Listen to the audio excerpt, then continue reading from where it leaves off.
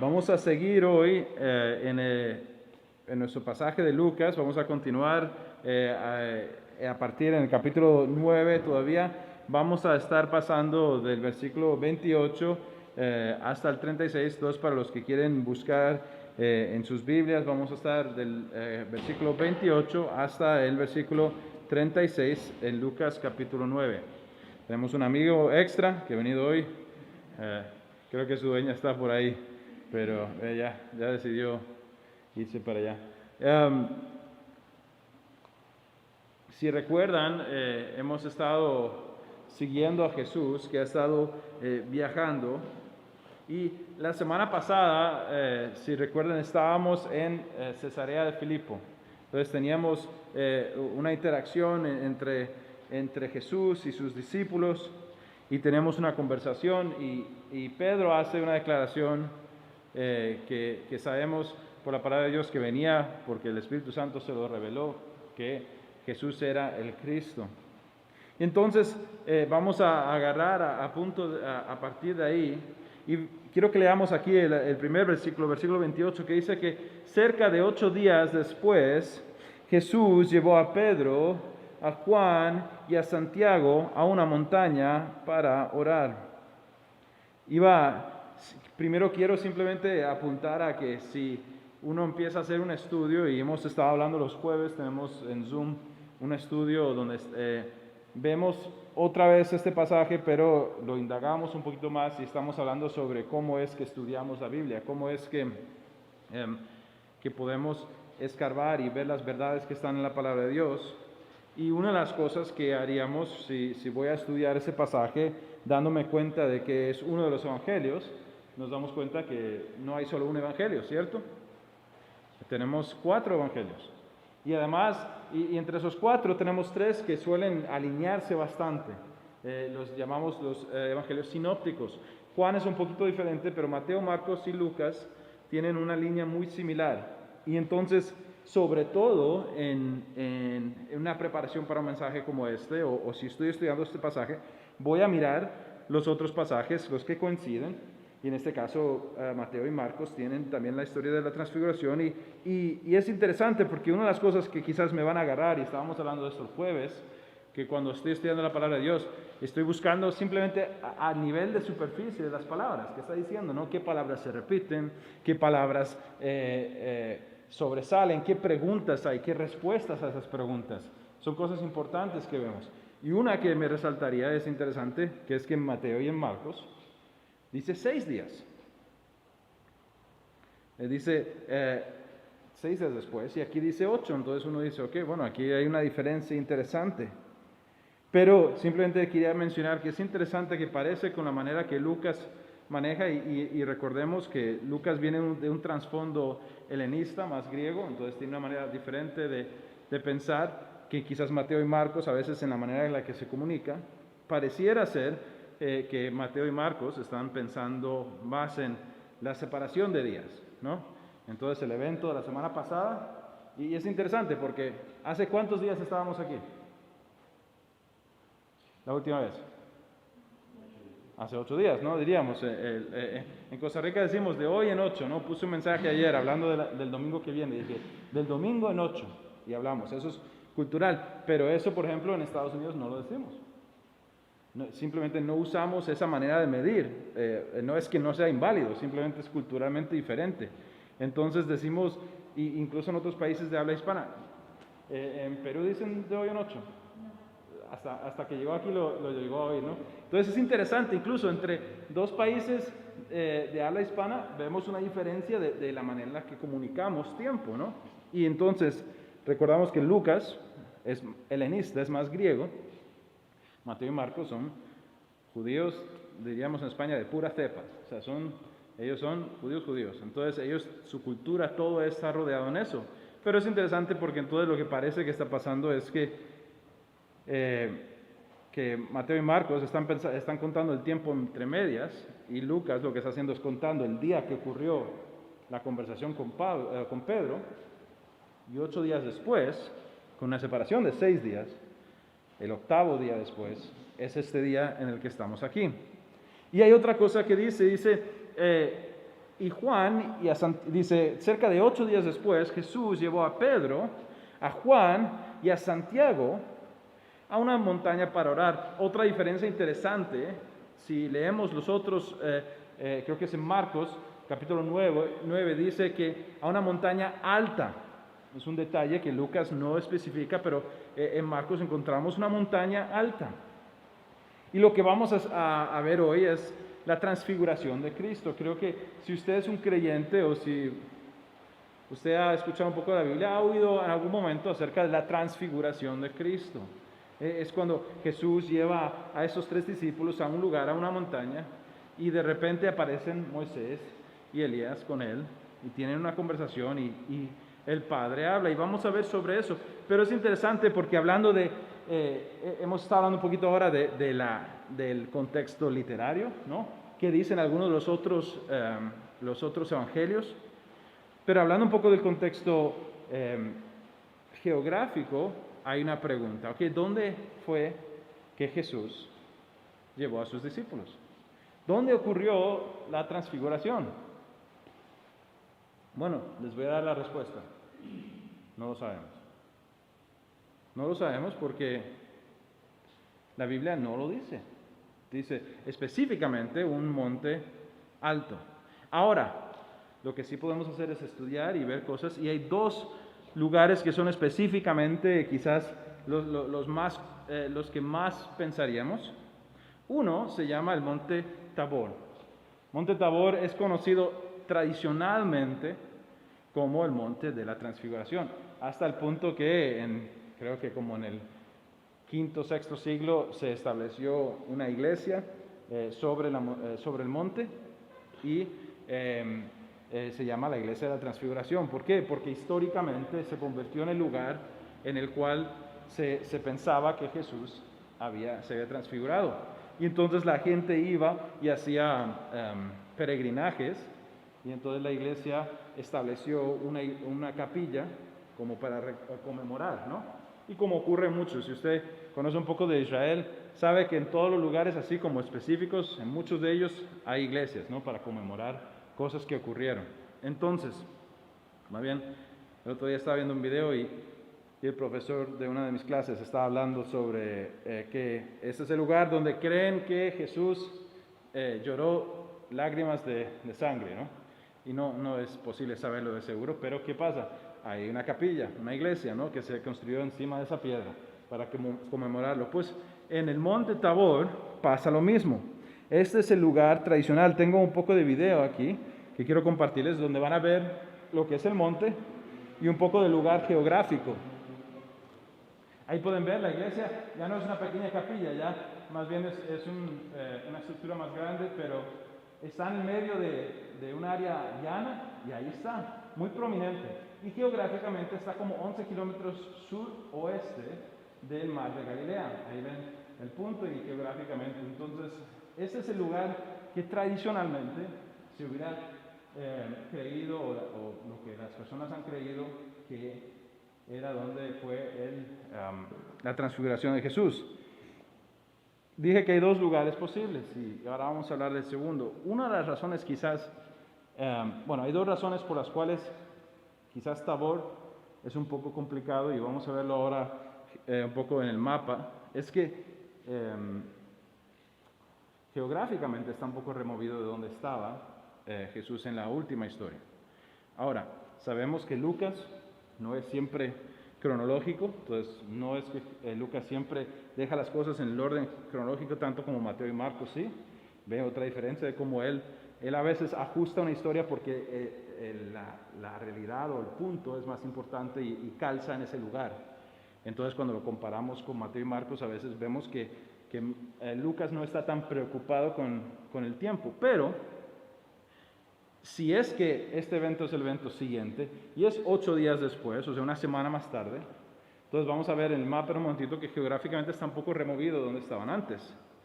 Y también, si se acuerdan en ese video, ese monte estaba en una zona llana. Eso fue algo muy estratégico y no es algo que se perdieron los romanos. Ellos se dieron cuenta de eso y tenían unas fortificaciones en ese monte, que significa que ese era un punto estratégico, que podría causarnos a pensar que quizás no era el mejor lugar para que 4 judíos fueran a subirse a un monte cuando era un punto estratégico militar. Especulación, lo dije al principio, no sabemos, ¿no? Pero la otra opción es el monte Hermón. Aquí tengo un poco de video del monte Hermón. El monte Hermón es muy alto, nieva. Estaba hablando con Eric, hay pistas de esquí en el monte Hermón. Entonces es muy alto, es alpino casi. Pero está justo al norte de Cesarea Filipo, donde estábamos la semana pasada. Entonces aquí tengo este video para que vean. Ahora, yo llamé el otro el monte. Eso es una montaña. Es completamente... aquí cuando pensamos en Marcos, dice una montaña alta. Es interesante. Ahora ven, el otro está abajo, ese está arriba. Y ven, si ven la topografía, se ve que es mucho más alto, ¿no? Y está al noreste de Filipo. De Cesarea Filipo. Entonces, esto ya es como una montaña propia, más como las que tenemos por aquí, como decir el Irazú. Entonces, esas son las dos opciones. Aquí ven el mapa. Monte Tabor abajo, aquí.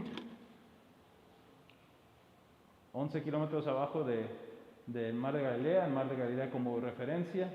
Y Cesarea Filipo está aquí, eso es donde estábamos la semana pasada. Y el monte Hermón está aquí. Yo tiendo a pensar, y creo que Eric dijo lo mismo la semana pasada, que seguramente fue aquí. Yo creo que se alinea más. No es seguro, pero es una conversación interesante para pensar. Y el trayecto de aquí son aproximadamente como 70 kilómetros. Entonces hubiera sido una buena caminata. No es que no se pueda hacer en una semana, se puede hacer perfectamente. Y entendemos que la mayoría del ministerio de Jesús estaba ocurriendo todavía aquí. Entonces, podría ser que estaba en Monte Tabor, pero también es muy posible. Esto es como de feria. Es interesante el salmo que leímos anterior para empezar el culto, Salmo 133. Es interesante que este salmo es un salmo que está mirando hasta cierto punto hacia el Mesías. Es un salmo mesiánico, y de las imágenes que está dando sabemos que apuntan a eso. Dice, miren cuán bueno, y eso es llamado un himno o sea, un salmo de ascenso para subir a Jerusalén, que es la esperanza, esa es la imagen de esa esperanza. Miren cuán bueno y cuán agradable es que los hermanos habiten juntos en armonía. Es como el óleo precioso sobre la cabeza. O sea, es la imagen de la unción. Interesantemente, en la semana pasada, que Pedro dijo ¿qué? Cuando él dijo, ¿quiénes dicen ustedes que yo soy? ¿Qué llamó a Jesús? Él dijo, ¿qué es qué? El Cristo de Dios, que es el ungido, el elegido. Es interesante que está hablando de esas mismas ideas, ¿no? De una unción, el cual desciende sobre la barba de Aarón, y nos apunta a esa unción que recibió Aarón como un sacerdote, que desciende hasta el borde de sus vestiduras. Es como el rocío de Hermón, el segundo monte que estábamos hablando, que desciende sobre los montes de Sión, porque ahí mandó el Señor la bendición, la vida para siempre. ¿Podemos hacer un caso a prueba de balas de que fue Hermón? No. Puede ser que sea Tabor, puede ser que sea otro monte, no lo sabemos. Pero es importante que pensemos en alguna de esas cosas, pero más importante es que nos enfoquemos en el hecho de lo que Cristo está mostrándonos aquí. Versículo 29 sigue diciendo, y mientras oraba, la apariencia de su rostro se transformó y su ropa se volvió blanca y resplandeciente. Quiero hacer una nota ahora, porque mientras usted lee con atención estas palabras, se va a dar cuenta que hay información que Lucas apunta, la cual realmente o no está especificada, o ellos recibieron esa información de una manera más espiritual, de parte de la revelación del Espíritu Santo. Una de ellas es el hecho de que en este momento nos vamos a dar cuenta, ellos están dormidos. Entonces, ¿cómo saben que estas cosas ocurrieron? Bueno, yo creo que Dios lo reveló. Más adelante vamos a darnos cuenta que ellos sabían que era Moisés y Elías, pero no vemos una presentación, no vemos cuando Gabriel llegó, yo me presenté, es lo que solemos hacer, así es como yo sé que él es Gabriel. ¿Por qué? Porque nos presentamos, al igual que cada uno de nosotros que nos hemos conocido, ¿no? Nos hemos presentado. La Biblia no habla de eso en ninguno de los casos, pero saben quién es. Lo que yo quiero apuntar con eso es que la carencia de ese detalle para mí no es un problema, porque sabemos que muchas de las cosas en la palabra de Dios que están contenidas han sido reveladas por Dios, al autor. Moisés, por ejemplo, yo estoy leyendo a través del Pentateuco los primeros 5 libros del Antiguo Testamento, creemos que fueron escritos por Moisés. ¿Sabe qué? Moisés no estuvo para Génesis. ¿Cómo sabe Moisés lo que pasó el primer día de la creación? Bueno, creemos que Dios se lo reveló. Entonces, vamos a ver esta información y ver lo que es lo que aprendemos, pero específicamente creo que pensando en el contexto de lo que ha estado ocurriendo a través de las últimas semanas, y ha habido un discurso, y específicamente el discurso que ha habido hace varias semanas. Vimos la discusión, hace creo que 3 semanas, la discusión de Herodes preguntando ¿quién es Jesús? Y la respuesta era, bueno, algunos dicen que Juan, el resucitado, otros dicen que es Elías o uno de los profetas del Antiguo Testamento. Después Jesús le pregunta la semana pasada a sus discípulos, ¿quiénes dicen la gente? Y dan exactamente la misma respuesta. Algunos dicen Juan, otros Elías, otros que es uno de los profetas. Y después él dice, ¿quiénes dicen ustedes que yo soy? Y Pedro es cuando hace su declaración, eres el Cristo de Dios, eres el Salvador. Y en ese contexto quiero que leamos algunas de esas palabras y nos demos cuenta de que Dios está a punto de hablar y afirmar sobre quién es. Dice, y mientras oraba, la apariencia de su rostro se transformó y su ropa se volvió blanca y resplandeciente. Lo que estamos viendo aquí es una imagen de la glorificación de Cristo. Podríamos decir que Jesús volviendo hasta cierto punto a su estado natural, a quien Él es realmente, no como ellos lo conocían. Y versículo 30 dice, de repente aparecieron 2 hombres, Moisés y Elías, y comenzaron a hablar con Jesús. Se veían llenos de gloria y hablaban sobre la partida de Jesús de este mundo, lo cual estaba a punto de cumplirse en Jerusalén. Como dije antes, es interesante, ellos saben que es Moisés y que es Elías, aunque obviamente ninguno de estos hombres han visto y no tienen fotos de ellos. No es como, ellos en mi escuela teníamos una foto de Moisés, ese es Moisés. No sabían, pero no sabían cómo se parecía, habían muerto hace cientos de años, pero ellos sabían y ellos también estaban glorificados. Ellos se representan aquí en su estado de gloria. Y es interesante porque cuando vemos a estas 2 personas, para mí, y bueno, hablemos de las 3 de Jesús, lo que estamos viendo aquí es una unión que está a la vuelta de la esquina, como ellos mencionan en el 31, del cumplimiento del plan de redención de Dios. ¿A qué me refiero con eso? Me refiero a que Moisés, podemos pensar en él como un representante de la ley de Moisés. ¿Y qué es lo que recibimos? Alguien que me diga algo que piensan. ¿Qué es lo que cuando pensamos en la ley y Moisés pensamos en algo que tiene un número 10? ¿Qué es? ¿Alguien? Los 10 mandamientos, ¿no? Y entonces eso es como el centro, ¿no? Pensamos en los 10 mandamientos que Dios dio a Moisés, pero eso no es toda la ley, ¿no? La ley es bastante grande, bastante amplia, y dentro de ella se explica el proceso de los sacrificios. Y los sacrificios eran ¿por qué? Porque había pecado. Y está hablando de la necesidad, y nos enseñaba a entender que tenemos un Dios que es santo, que está apartado, que no puede estar en presencia del pecado, que es malas noticias para nosotros, ¿cierto? Porque todos creemos que la palabra de Dios nos enseña que todos hemos nacido con ese pecado, por cuanto todos han pecado, están separados de la gloria de Dios. Nadie puede alcanzar esa meta gloriosa. La ley que conectamos a Moisés nos enseña esa realidad. Y tenemos a Elías, y él representa a los profetas, los cuales estaban predicando, los cuales estaban declarando otra vez acerca de un Dios santo. y del pecado del pueblo y la manera en la que Dios amaba al pueblo, pero ellos se apartaban y estaban constantemente en esa lucha. Pero entre todo eso, la nota que conecta todo eso es el hecho de que hay un plan de redención. Antes que Moisés, antes que Elías hay un plan de redención. Moisés escribe en Génesis y habla en los primeros capítulos Dios proclama a Adán y a Eva que hay un plan. A veces hablamos de eso como el protoevangelio, el evangelio antes del evangelio. La idea de que aunque habían pecado, Dios ya tenía una solución. Aunque ellos habían sido separados y estarían separados por su pecado de Dios, Dios había provisto una resolución. Hablamos de eso como la redención.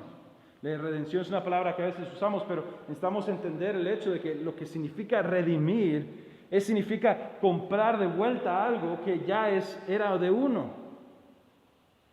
Hace tiempo, cuando era chiquillo, recuerdo que había oído una historia de un niño que hace un barco y decidió, y me imagino a mi hijo que él le gusta construir cosas y que se esmerara en hacer un barco y quería hacerlo y lo hizo todo y le puso velas y un día decidió probar ese barco. Entonces lo llevó a una quebrada que estaba cerca de su casa y tenía buen agua y la puso.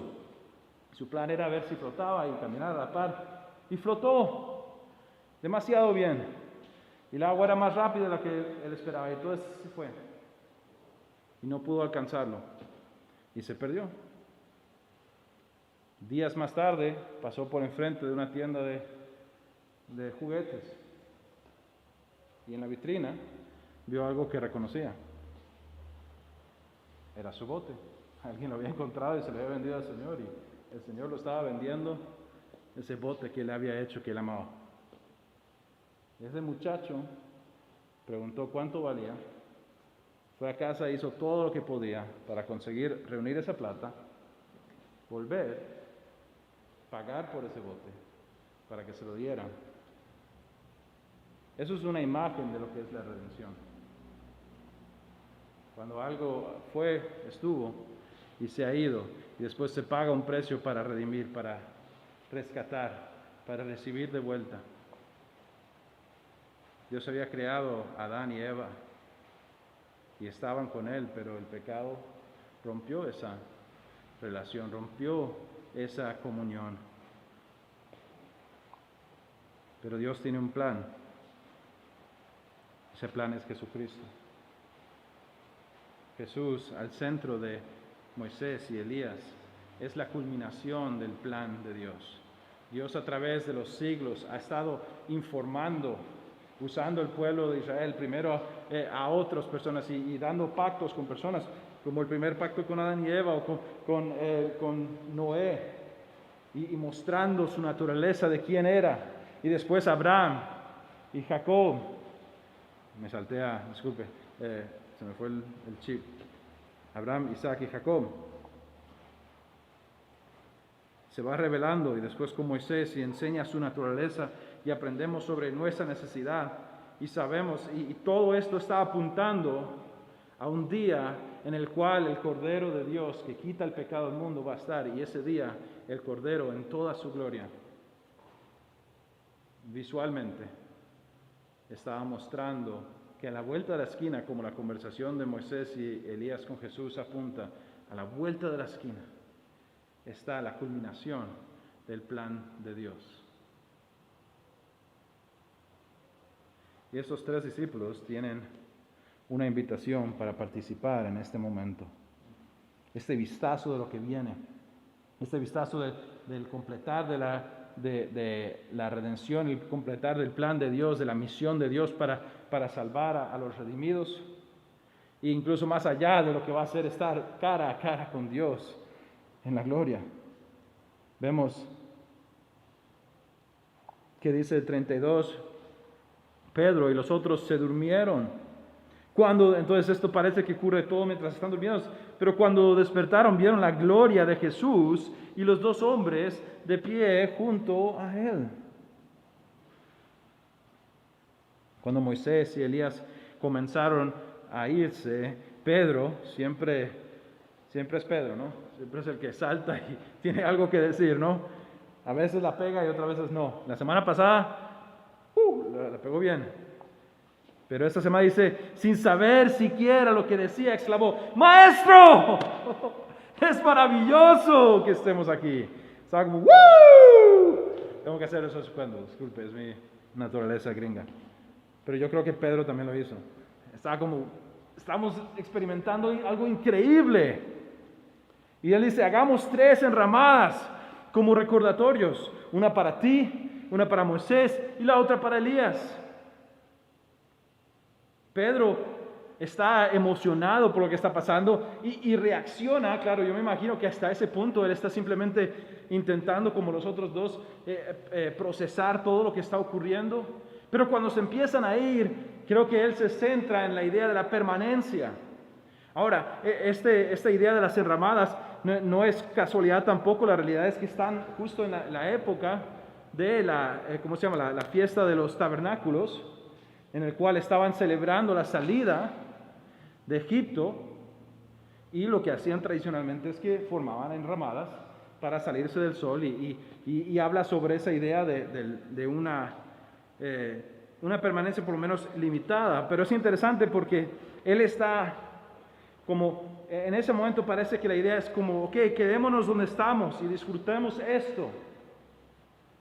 Pero la conversación de Elías y Moisés con Jesús está hablando de lo que viene después, que involucra la muerte, involucra la cruz, también involucra la resurrección y el ascenso de Jesús. Pero Pedro, yo creo que no quiere que se acabe ese momento.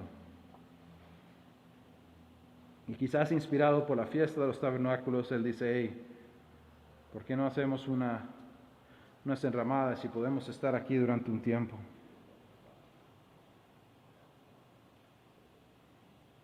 Versículo 35 dice, entonces desde la nube una voz dijo. Y se acuerdan que dije en el contexto inmediato, ha habido esta pregunta, ¿quién es Jesús? Herodes ha hecho la pregunta. La respuesta que él recibe, Juan, quizás, Elías, quizás uno de los otros profetas. ¿Qué dicen los hombres que soy yo? Juan, Elías, los profetas. ¿Quiénes dicen ustedes que soy yo? Cristo, el Cristo de Dios. Ahora, Dios, súbitamente y con autoridad, Él proclama quién es Jesús. Él dice, este es mi Hijo, mi elegido, el Cristo, el ungido. Como hablábamos ahora en Salmo 133, Él ha recibido esa unción, Él ha sido marcado como este es.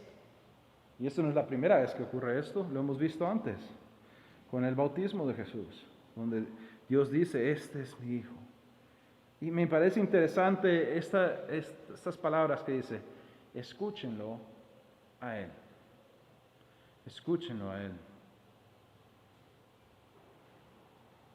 Me parece interesante específicamente porque si hablamos de lo que hablé ahora, desde Génesis hasta este momento, todo lo que ha ocurrido con los pactos que Dios ha hecho con diferentes hombres y la esperanza, porque sabemos que la esperanza, lo que salvaba a Abraham, según Hebreos, no era que él era bueno en hacer sacrificios, sino es que tenía la esperanza hacia Jesús, su fe estaba en Cristo. Y todos los demás, pero tenemos esta historia de redención. Dios ha estado paso a paso preparando y el momento ha llegado. Y yo creo que cuando pienso en estos hombres, pienso en la realidad de que ellos se criaron oyendo sobre Moisés y su ley y la han escuchado. Yo creo que ellos firmemente querían glorificar a Dios, querían ser buenos judíos, estaban esperando al Cristo. Y habían oído las palabras de los profetas y la habían escuchado y creo que habían puesto atención. Y quizás incluso por eso es que ellos respondieron bien a Jesús. El hecho de que ellos habían hecho caso de que no debemos estar apartados de Dios, sino que debemos estar cerca de Dios. La bendición no es cuando estamos apartados. Y los profetas hablaban sobre eso, que viene el Mesías, pero también que tenemos un Dios que desea que estemos amándolo y ellos están viviendo en eso. Ellos han escuchado toda su vida a Moisés y a los profetas. Pero Jesús tiene un mensaje nuevo.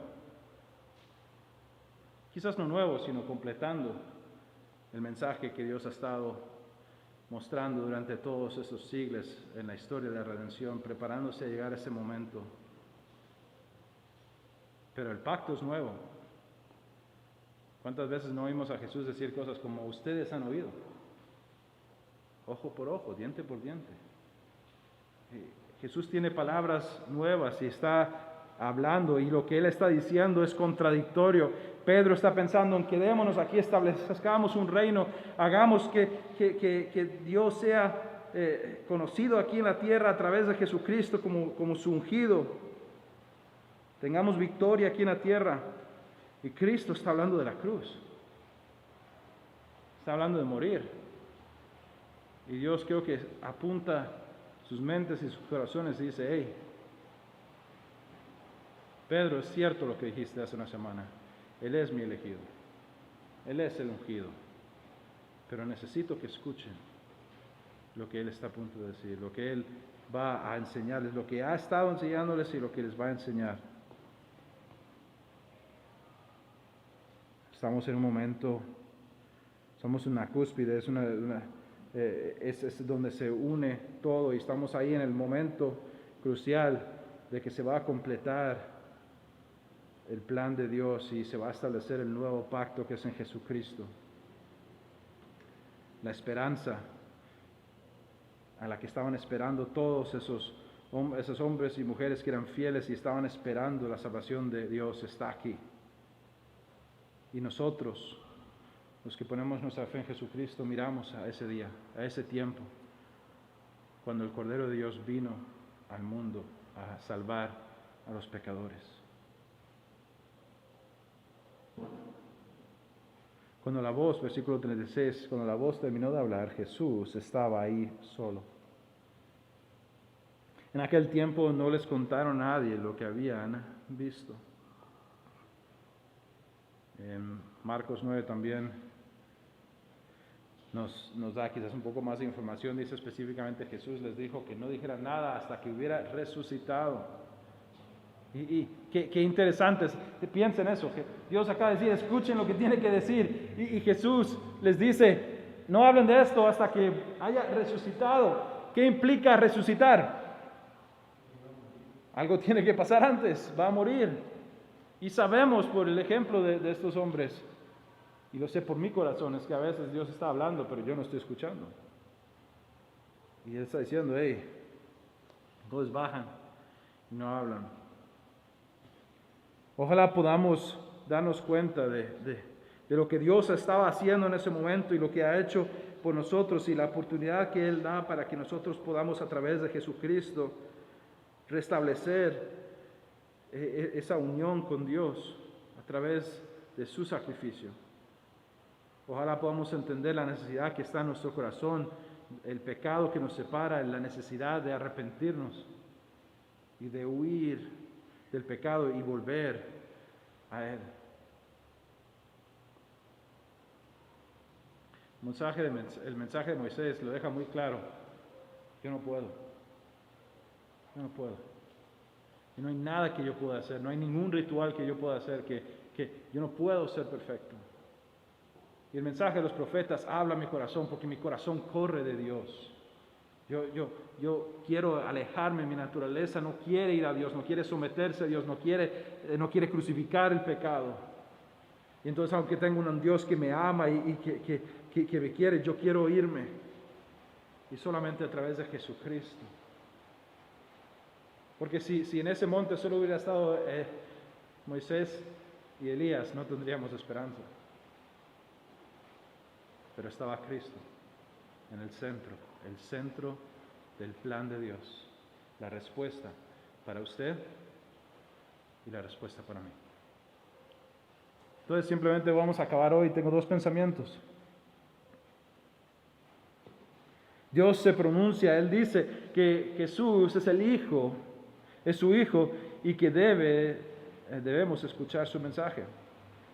La pregunta para mí es, ¿estoy realmente escuchando la voz del Salvador del mundo? Y eso podría interpretarse desde el punto de que Jesucristo está llamando a su puerta diciendo, hey, soy su única esperanza, Dios está trabajando en su corazón, o ya he dado mi vida a Jesucristo, pero estoy escuchando sus palabras, estoy viviendo la verdad a la que Él me ha llamado, estoy entendiendo que yo como pecador tengo que entender mi necesidad de Él y que necesito elevar a Cristo, elevar a Dios, elevar la obra que Él está haciendo y entender que Él me está llamando a un cambio de vida. Él me está llamando a ser santo, porque Él es santo. Él ha pagado un precio para redimirme. ¿Estoy realmente escuchando la voz del Salvador?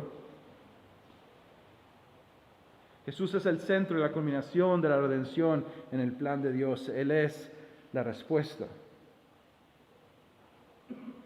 Esa verdad ha transformado mi vida y se refleja en cómo la vivo. Si hay una realidad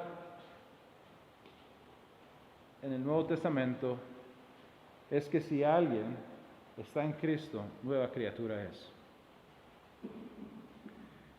La muestra de alguien que tiene a Cristo viviendo en él es una transformación de su vida.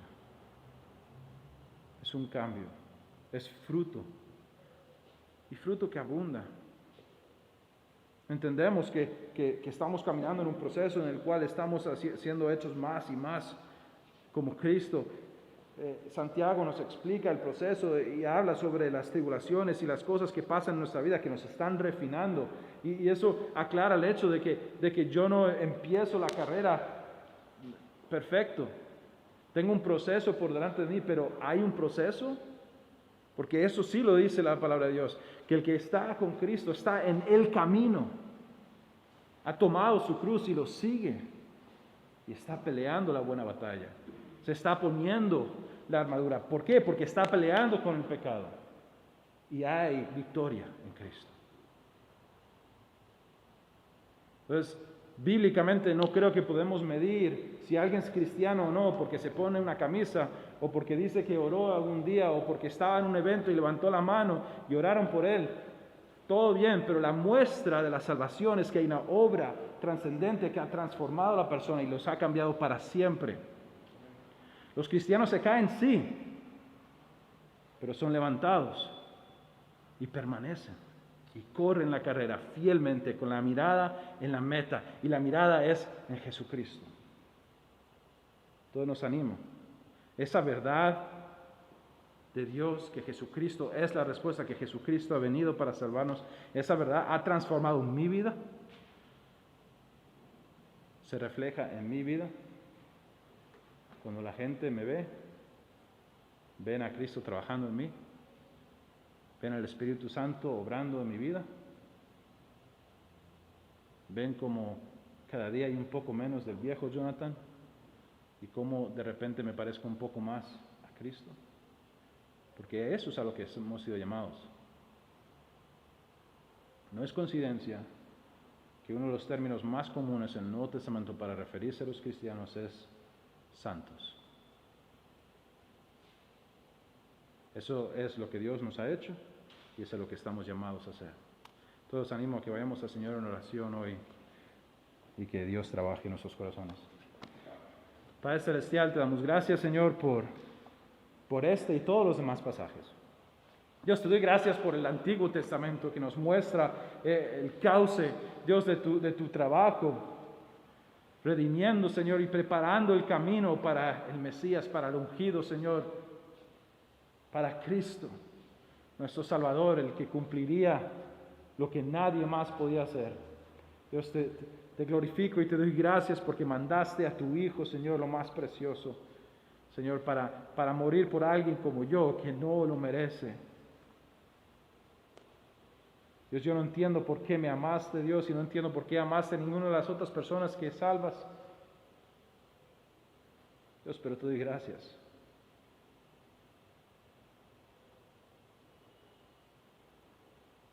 Cuando leemos sobre Israel, aprendemos que es un Dios que ama a Dios, y un Dios incluso que aun cuando nosotros somos infieles a ti, aun cuando nosotros corremos e intentamos apartarnos, Señor, y nos mezclamos con otras personas, con otras fees, Dios, y dejamos que otras cosas nos pervierten y nos corrompan y entren en nuestro corazón, Señor, y tomen el lugar que solamente tú deberías tener, Señor, que tú vienes y nos amas, Dios, y a veces incluso nos castigas, Dios, pero tú vas a traernos a ti. Te doy gracias porque no te has vencido. Tu promesa es fiel. Cristo, tú has prometido que como iglesia somos tu novia, tu amada. Dios, y si aprendemos algo en el Antiguo Testamento es que tú no pones de lado, Señor, a tu amada. Dios, te damos gracias por esa fidelidad y pedimos, Señor, que tu Espíritu trabaje en nuestro corazón, Dios, y que nosotros estemos dispuestos a mortificar el pecado. Dios, a elegirte a ti día tras día por encima de nuestros deseos y nuestra voluntad. Dios, que el mundo alrededor nuestro, empezando por mi familia, mis hijos y mi esposa, vean la luz de Jesucristo en mi vida y no el pecado que acecha. Dios, te pido que veamos un pedazo de tu gloria. Dios, que podamos leer este pasaje y pensar qué increíble el día en el que nosotros estemos cara a cara con Cristo en toda su gloria, adorando a la par de otros hermanos como Moisés y Elías al Cordero que lo merece todo. Te pedimos, Dios, que trabajes en nuestros corazones, Señor. Salva a los que vas a salvar, Señor, y haznos arrepentirnos, Señor, cuando debemos arrepentirnos del pecado. Te pedimos por esas cosas en nombre de Jesús. Amén.